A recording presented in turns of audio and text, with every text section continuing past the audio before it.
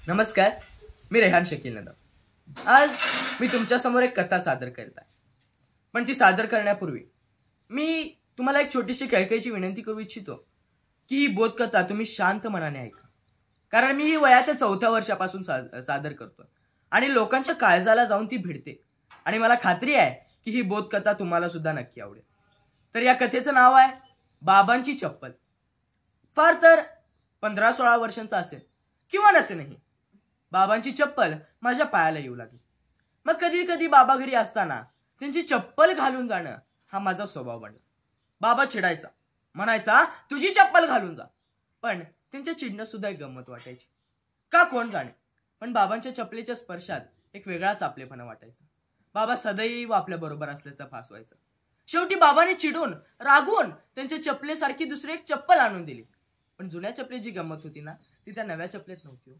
बाबांना जे आवडायचं नाही तेच मला आवडायचं। परीक्षेला जाताना बाबांची चप्पल घालून गेलो की पेपर अगदी सोपा जायचा, अगदी छान वाटायचं। नंतर पाय मोठा झाल्यावर ती चप्पल पायाला येईन अशी झाली तरी कोंबून पायतात घालायचो।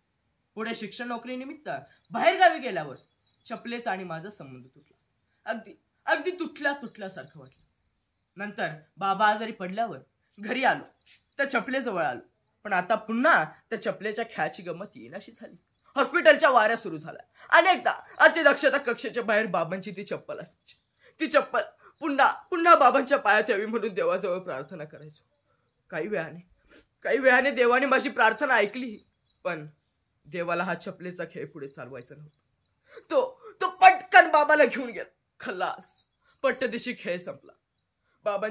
बाबांच्या अंत्यविधीला देवाला चिडवायला मी मुद्दाम बाबांची चप्पल घालून गेलो, कदाचित चुकून। बाबा जाताना ती चप्पल माझ्या पायाशी होती। ती हृदयाजवळ यावी म्हणून तिला कवटाळून छातीशी घेतली आणि ती लगेच मला बिलगली माझी सार्थवण करायला। काही अश्रू चपलेवरच ओझायले आणि काही अश्रू मनातच राहिले आणि ते कधी कधी बाहेर पडतात आत्तासारखे। बाबा गेला पण जाताना मात्र आपली चप्पल देऊन गेला। पुढे या चपलेनेच मला धीर दिला। वारसा हक्काने ती चप्पल माझ्याकडे आली। मी बाबांची चालण्याची आवड मैलो प्रवास करून भागवली, बडबडण्याची आवड भाषणातून भागवली, परोपकाराची आवड अनेकांना मदत करून भागवली। मी अनेकदा बाबांची चप्पल घालून बाहेर जायचो। घरचे ओरडायचे, पण मी त्यांच्याकडे लक्ष द्यायचो। त्यांना कुठे माहिती आहे माझं आणि त्या चपलीचं नातं, ते तरी काय करणार। मी कधी ती चप्पल घालून कुणा पाहुण्यांकडे जायचो। चप्पल त्यांच्या घराच्या बाहेर काढायचो। पाहुणे लगेच विरोध करायचे, म्हणायचे तुझं बरं आहे बाबा, तुझी चप्पल कोण चोरीला घेऊन जाणार। मनातल्या मनात म्हणत असतील, इतकी जुनी पुराणी चप्पल चोरीला कोण घेऊन जाणार। सगळेजण हसायचे, मी त्यांच्याहून मोठ्याने हसायचो आणि हळूच म्हणायचो, ही जी चप्पल आहे ना, ही माझ्या बाबांची आहे। I real stepped into my father shoes. खऱ्या अर्थानं माझ्या या बाबांच्या चपलेवरूनच माझी पावलं चालतात असं म्हटलं तर वावगं ठरणार नाही। यातून सांगण्याचा बोध इतकाच आहे मित्रांनो, जोपर्यंत आपला बाबा आपल्या बरोबर असतो ना, तोपर्यंत आपल्याला त्यांची किंमत नसते। हे म्हणजे त्यांचे ते कठोर वागणं, त्यांचं बोलणं हे आपल्याला दुखावतं, पण बाबांना समजून घ्यायला शिका, इतकीच माझी कळकळीची विनंती आहे। धन्यवाद।